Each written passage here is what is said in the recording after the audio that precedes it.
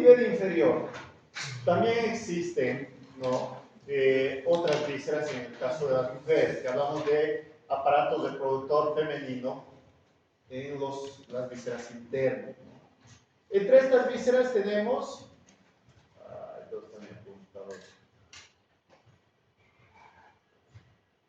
tenemos al útero, las trompas de falopio, llamados también oviductos, los ovarios. Las características de esta, dentro de lo que correspondería a la cavidad pélvica, ¿no?, están distribuidas de una manera bastante particular, ¿no? Ya que este conjunto de estructuras va a sufrir una enorme modificación durante la gestación, es decir, durante el embarazo. Momento en el cual cambia su funcionalidad, incluso algunos dejan de funcionar, ¿no?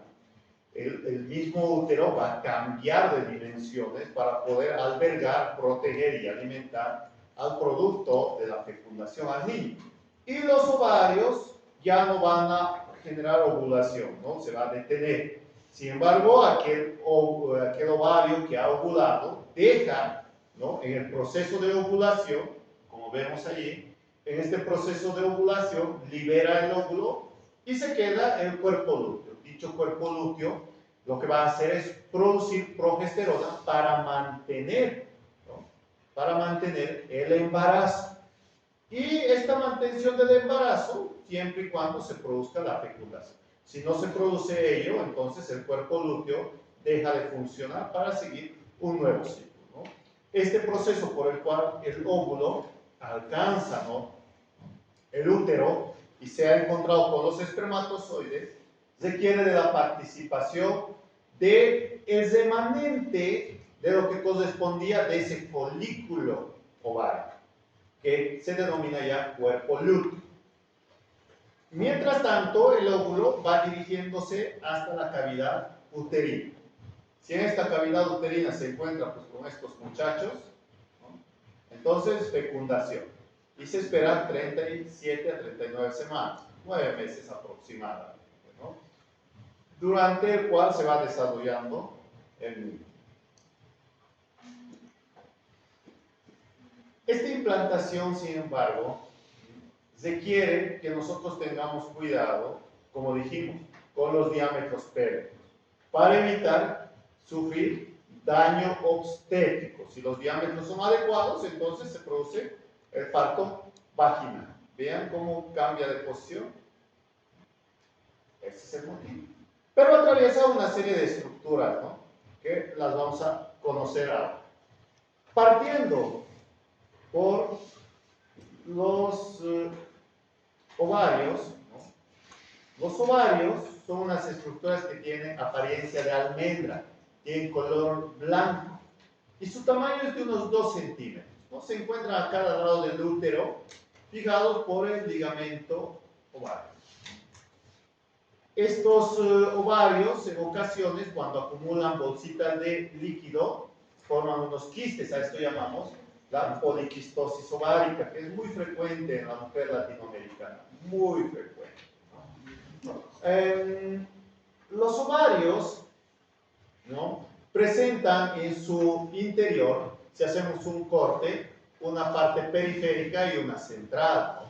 Dentro de ellas se encuentra un número limitado de folículos primarios que se van a convertir en secundarios y liberar un óvulo maduro.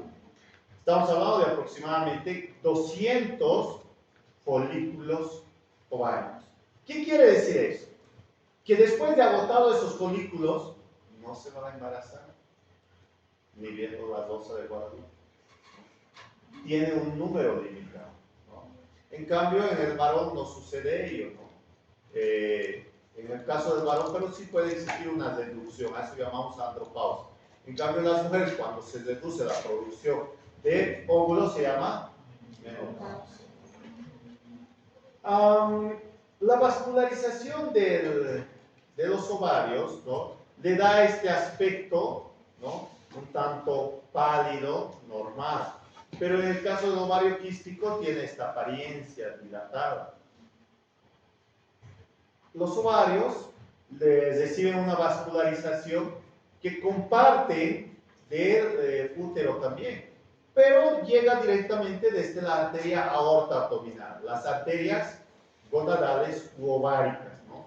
Y a medida que van alcanzando, se introducen dentro de este ligamento, que se llama el ligamento suspensorio del ovario, que es nada más que una continuación de este gran ligamento, ¿no?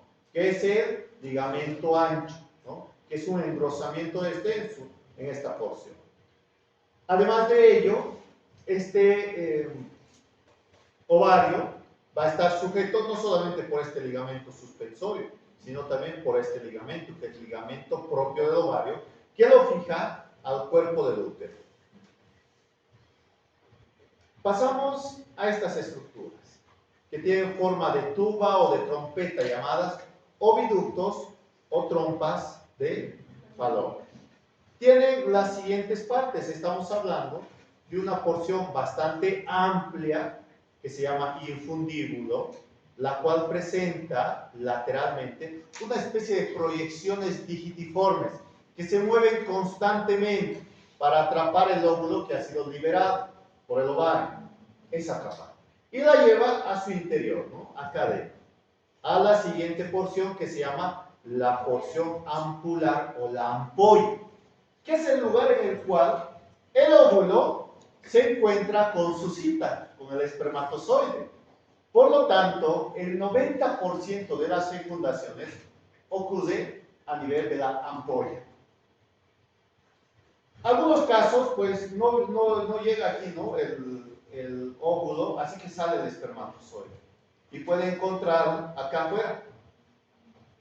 A esa fecundación y se llama un embarazo ectópico, es decir, fuera del lugar, ¿no? Pero cuando encuentra aquí al óvulo no quiere decir que se implanta, porque el óvulo va migrando, va caminando, por así decirlo, pasa por la región ístmica, una porción estrecha, y luego ingresa a la porción intramural y busca una de las paredes del útero para implantarse y ahí comenzar su crecimiento, ¿no? Eso ustedes ya lo conocen por embriología, ¿no? Se forma la mórula, el trofoblasto, sitiotrofoblasto, etc. Se produce la fracción beta de la hormona gonadotropina, etc. Lo saben ustedes. Bueno, las trompas uterinas reciben vascularización de dos niveles, ¿no? Tanto de la arteria uterina como de la arteria ovárica, ¿no? Aquí podemos ver la arteria ovárica que hace un momento mencionaba, cómo alcanza el ovario, pero en esa trayectoria, al alcanzar el ovario, va a dar estas ramitas que alcanzan las tubas uterinas. Y también esta otra arteria, que es la arteria, ¿no?, uterina, que se divide luego en ramas ascendentes y descendentes. Estas ramas descendentes van a alcanzar la vagina, el tercio más profundo, formando el plexo uterovaginal. Y esta rama ascendente, que va irrigando tanto la cara anterior como posterior del útero, y va alcanzando hacia la tuba uterina, formando las ramas tubáricas de la arteria uterina. En este cuadro se resume básicamente lo que les había señalado, ¿no? De dónde provienen esas ramas, cómo se forman, y las venas acompañan a estas arterias, ¿no? Por lo tanto, en el caso de los testículos habíamos hablado, ¿no?, del plexo pampiniforme. Acá también se forma una red de aproximadamente 8 a 12 venitas que forman el plexo pampiniforme ovárico, que luego va a ir hacia la vena anterior en el lado derecho y en el lado izquierdo a la vena renal izquierda, ¿no? Ahí está. Ahí está. Este es el conjunto de fibras, ¿no? Y cada una de estas arterias está acompañada por su plexo pampiniforme, les decía, y también por fibras simpáticas y parasimpáticas. Por lo que la vascularización, la inervación de estas estructuras es exquisita, y en especial en la parte inferior del útero y la parte más profunda de la vagina. ¿De dónde provienen los nervios? Bueno, los nervios vienen descendiendo, acompañando a los vasos, ¿no?, a las arterias ováricas. Por lo tanto, forman el plexo ovárico desde el plexo uterino. También van a alcanzar desde el plexo ovárico hacia los plexos tubáricos, que son intraperitoneales y alcanzan las tubas uterinas. Además de ello, los segmentos lumbares de la T11 a la L1 van a alcanzar unos ganglios, estos ganglios de acá, que son los ganglios esplándicos lumbares, que se rodean con otras fibras aferentes viscerales que recogen esa información de distensión, ¿no? Y de irritación e isquemia. Este dato es muy importante porque cuando llega el periodo catamenial, o su menstruación, les duele el desprendimiento de la capa más interna, ¿no? Pero vamos a verlo enseguida, todavía no estamos ahí. Y la parte parasimpática proviene de los nervios esplánicos pélvicos organizados por estos nervios, por estos ganglios simpáticos paravertebrales de los segmentos sacros 2 al 4. El útero, creo que ya debía ir aquí. ¿Ya? Sí, hace rato. ¿Y no? Sí. ¿Por qué no ha sonado mi...?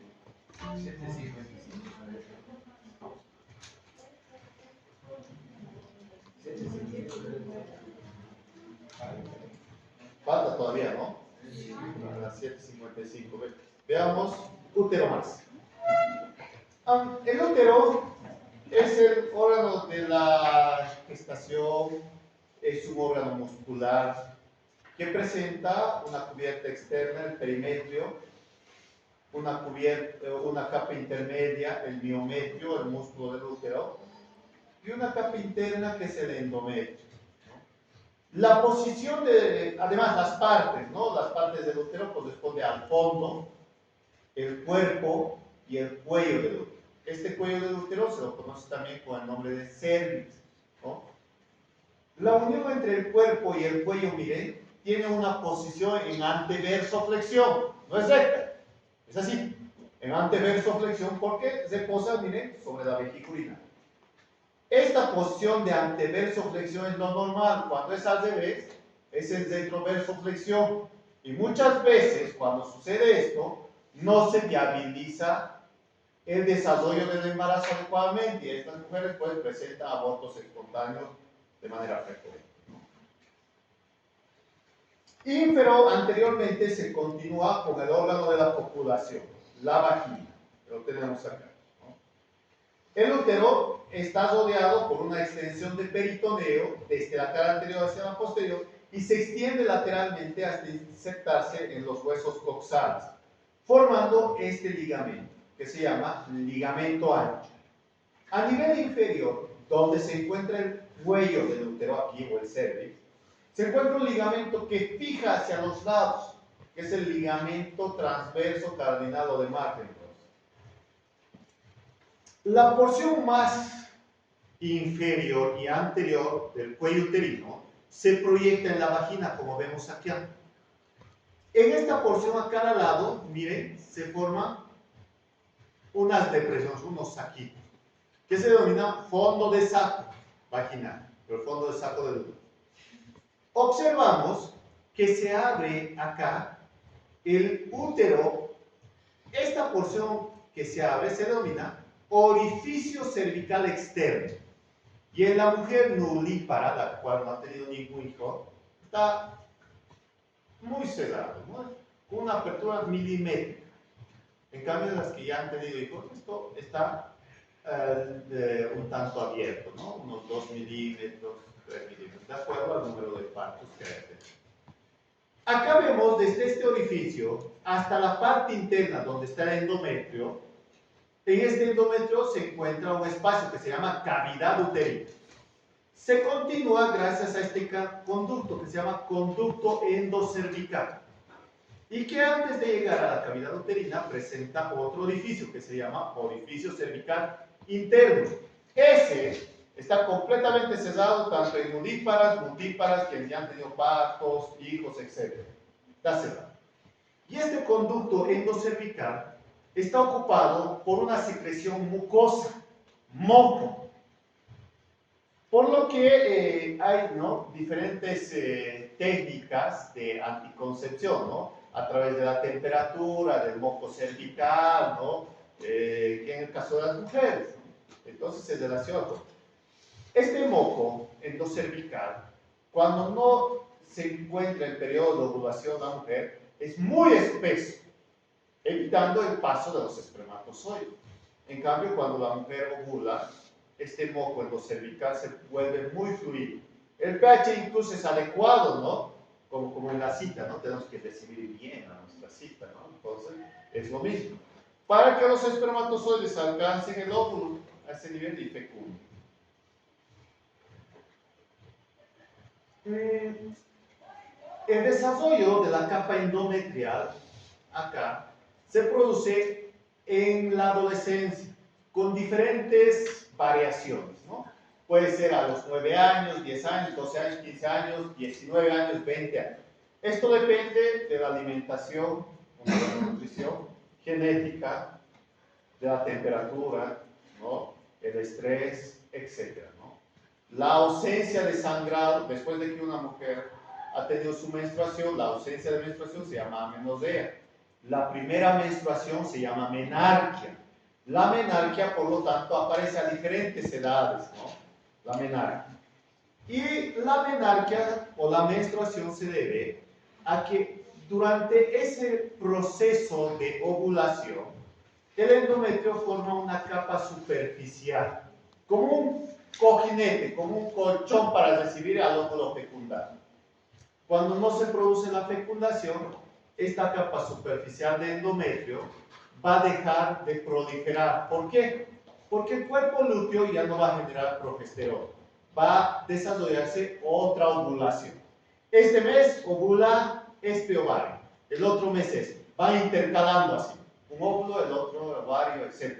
No es que los dos ovulen. En algunos casos, sí pueden ovular ambos, ¿no? Cuando existe el estímulo adecuado, una buena nutrición, incluso ahora tabletas, ¿no? Para eso, quiero tener gemelos, doctor, ya entonces esto, y vamos a facilitar la ovulación, ¿no? Los dos ovulan y tienen gemelos bisigóticos, ¿no? De diferente huevo. Los homocigóticos son los gemelos idénticos, de un solo huevito, ¿no? De un solo óvulo. Entonces, si no se produce ello, se puede generar la menstruación, ¿no? Se va desprendiendo esta capa endometrial. ¿Y por qué duele? Porque a medida que va desarrollándose esa capa de endometrio superficial, se desarrollan también nuevos vasos sanguíneos por neovascularización. Entonces, al desprenderse, si se hace un corte en la mano, les duele. Entonces, por eso duele también esto.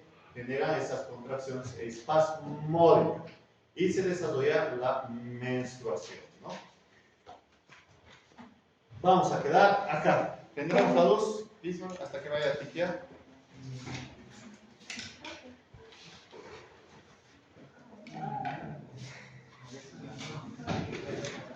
Unos 10 minutitos.